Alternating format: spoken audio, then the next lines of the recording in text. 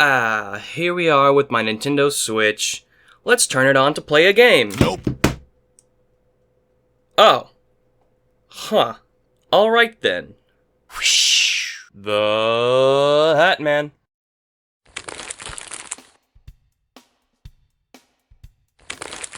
Hey guys, today is story time. I wanted to change things up a bit, so I hope you enjoy this different sort of video. As you can see, my Switch is kind of jacked up. We'll explain everything, or I'll explain everything. I'm going to tell the backstory of my Switch, and then I'm going to go over the damages it has sustained over time. So be sure to like the video, smash subscribe, hit that bell for more tech videos like this, as well as unboxings of ancient tech and or mysterious tech and so on.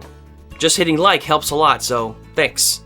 Now, without further ado, this is my Switch. As you can see, it has tape, it's got some scratches on the screen, yada yada. We'll go over the full details soon enough. And you saw the joysticks, Joy-Cons come off. Yeah, so this guy has been kind of beat up. Ah!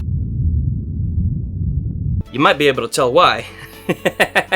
So how do we get here? Well, I just gave you a little bit of a inkling of an idea on accident. But let's go back in time and look at when the Switch launched from my perspective. So, it's 2017, I am in my second year of university at UT Dallas for video game design and development, and I'm living in my first apartment with one of my new college friends. I'm feeling a little depressed and very stressed because school has been harder for me as an ADHD afflicted soul than I thought would happen, and I'm looking for anything to bring me joy. So after a year of NX rumors and leaks, my hope was through the roof for the Nintendo console coming next after the Wii U. Ergo, the Switch was all I could think about. As you may recall, finding a Switch at the release was like finding a fat man in a vegan festival, aka next to impossible. Since I couldn't find a Switch, I decided to at least buy a game. I bought The Legend of Zelda Breath of the Wild, and I carried it around in my backpack at school and kept it near me at all times at home. Yeah, I was really excited. At the time, sales for the game were higher than for the console. Other people also couldn't wait to buy the console like me. I was kinda glad that I was not the only one in the same boat. Anyways, I called store after store every day before my classes for like a month trying to find stock for that goddamn Switch. Then, one day, GameStop said they had bundles for pre-order, and they claimed the pre-orders were guaranteed. So, like a desperate little chihuahua looking for food in the streets, I begged my dad to let me get the bundle even though it was like $150 more than the base price. He was nice and said yes. At the GameStop, I walked in nervous as hell because it felt surreal. I was about to get that fabled NX, the Nintendo Switch, the Wii U in its finalized form. After so much stress from taking around 12 hours of classes for the second year in a row, I was about to unlock my reprieve. Then the store worker told me the price. Somewhere around $550. That's more than I first thought it was gonna cost. I thought, oh crap, Dad will kick my ass, but I need this thing.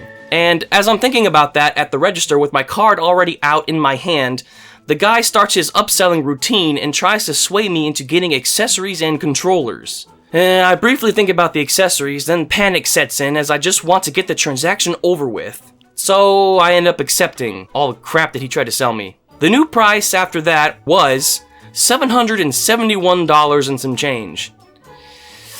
Yeah, that didn't feel good. But it also did feel good. I was conflicted.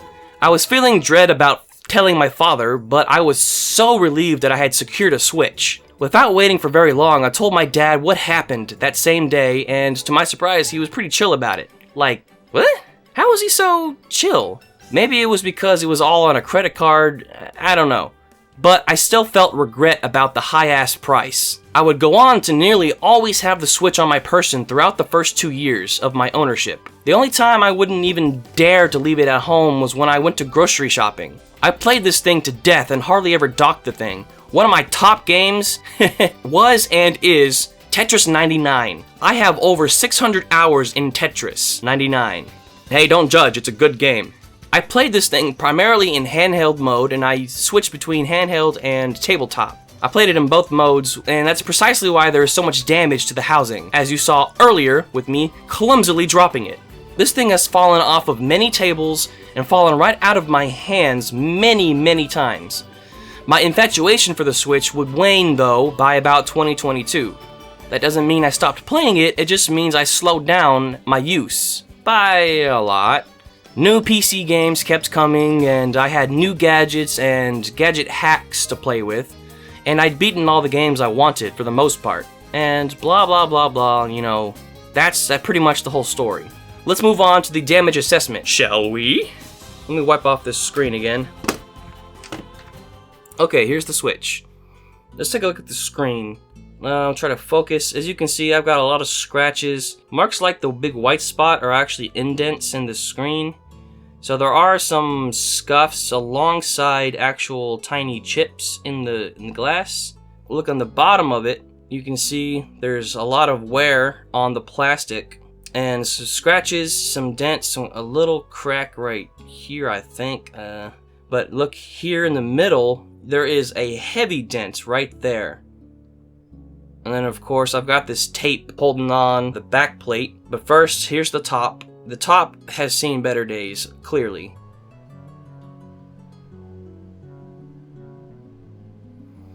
Yep, the grill is gone for the vent. There's a lot of scratches and rubbing. And then the rails look pretty alright. There's some paint chipping going on. Those are fine. But yeah, the back plate does not really stay on. The screw posts are cracked, so the screws don't even stay on, as you can see. Now you're probably wondering, yo, wasn't there a Mr. Beast controversy? Why are you supporting that guy if he's crazy? Well, you see, this is from the ancient past, maybe 6 years ago? Let's see, when did I graduate? I graduated in 2019, so this sticker would have come from 2018. And it's just been degrading over time, taking damage ever since then, as you can see by the peeling right here. So yeah, this is from a different era of Mr. Beast. And then of course this sticker is my own Zune logo that I reimagined the Zune logo, so I made stickers and I was selling those, blah blah blah. This sticker right here is from my GameCube, clearly. It came with the skin that's depicted in the picture itself. And ever since the GameCube, I would put this on the back or whatever side that was like facing outward. So with the Switch, that's the back. So I put this sticker on my GameCube, the Wii, the Wii U, and now the Switch. This thing is carried on through every console generation. Oh, and yeah. The stand is long gone. The stand broke in the second year. So that thing was flimsy as hell. That's why they reimagined it on the OLED Redux model, because they knew that this one kind of sucked. Oh boy, and the last of the damage is pretty big. Let's take a look on the inside. Notice anything? There is an unpopulated section of this motherboard. Those little silver dots are actually a spot for a connector to be soldered onto the board. That connector was damaged, and it went to the micro SD card slot. Because the back plate kind of comes off, I think something fell into the inside of the case and actually hit the connector. I'm not sure how, and I don't know what it could have been, but something somehow broke the connector, and now I can't use micro SD cards on this god dang console. It's been a pain. There's a lot of games I can't play right now, and I did try to solder on a new connector myself, but I think my soldering iron is not good enough. That, or there's some other problem I can't figure out. Because I can do tiny connectors, and I really did try. I even used a heat gun and, you know, slightly more advanced methods for soldering, but I couldn't get it to stick. I couldn't get it to stick to the goddamn surface. So I don't know what to do about that. I'll probably have to do a system transfer into a new one. That way I can keep playing the downloaded games, because this thing only has 32 gigabytes on it. That was the biggest size they sold. It was really dumb. Really dumb. Now, I did say that was the last of the damage, but I forgot about the controllers. The controllers, I guess, aren't the console, but they do attach to the console. And the controllers themselves, they don't lock anymore. Yeah, so that kind of sucks. Oh wow, I'm getting smudges all over this thing. Well, it's fine. You already saw the cracks and stuff. The damage. Yeah, so this is not the original set of controllers. I've gone through several. I did a lot of modifications and tinkering with a lot of the original ones, but even though these are newer, they still got that latch broken. Now, there is a solution for the broken latch. There is a third-party seller, maybe multiple, that sell a metal version of the latch instead of plastic. So that'll help a lot. I just haven't felt like doing that. But my real problem is actually with the connection to the console. For some reason, sometimes when these are connected to the console, they will just disconnect, and that doesn't make any sense. I went inside and I double checked the rail, and it didn't seem like the rail connector was messed up. And I tried cleaning the contacts to the controller and this, so I don't know, maybe the metal is loose or the plastic is loose. But yeah, when I'm in the middle of the game, sometimes the left one especially will just disconnect, even though it's connected. And it doesn't have anything to do with the latch, because there's actually a click you can listen for. And it never makes the click to tell me that it's disconnected physically from the console whenever that happens. Because, you know, I don't sit here and go crazy with it or press down on the console. I'm just holding it. So I don't know, man. That's just how it is. That's just how it is with this Nintendo Switch. The takeaway is, if you're like me and you play portably a lot, a Nintendo Switch will not last 7 years without damage. Let's see, this was 2017, right? So yeah, a 7-year-old console, and this is what it looks like. I'll do a lot of portable playing, a lot of tabletop playing, and it has sustained a lot of damage. I suspect that the original Joy-Cons would have had a lot of problems, because one of my pairs actually had broken joysticks, and I had to replace those because something somehow impacted the joysticks and cracked the plastic cap. So there was that in sometime in the past. So I think if I only used the original controllers, I would also have had to repair those multiple times. But yeah, that's my Switch. That's his story. This is what the state that he's in. He still works. He does his job, just not entirely fully considering the SD card slot. But yeah, I've had a great time with this Nintendo Switch. It has been fantastic. I love this console. It's my favorite Nintendo console. It has so many games, so many good games, and I have never looked back on my decision to get this console. Now, I don't remember what I said in the intro because it's been about 30 minutes or something like that. But at some point in my story, I did get a job and earn the money that this thing would have cost. And my dad was still somehow, for some reason, so kind, and he said, don't worry about it. You keep the money that you earned to replace what you spent.